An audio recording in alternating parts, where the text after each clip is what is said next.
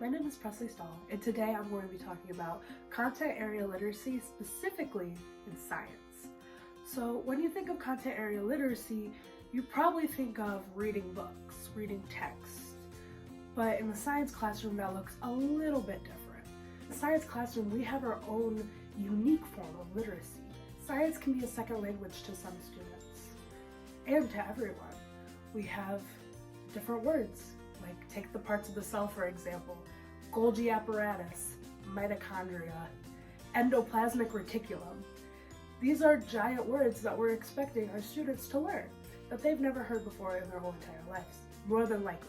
Another literacy skill that we teach in science that might not fall under the traditional literacy category is how to read complex graphs like the one seen here.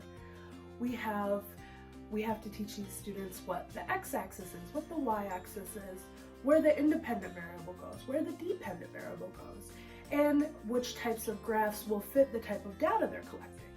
That is all content area literacy in science. Another example that is found prominently in science is using our scientific equipment. We have different types of scales, balances.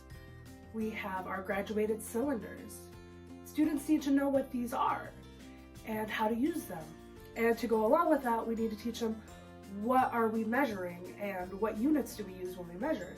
If we're using a scale or a balance, we're measuring mass. What's mass measured in? Grams. And then if we're using a graduated cylinder, we're measuring volume, another word. And we are using milliliters or liters, depending on the size of your instrument. So as you can see, even though science might not fall into what traditionally we would have called literacy maybe 20 years ago, today we have our own content area literacy in science. And I hope that you learned some of the literacy that we find in science today. Thank you.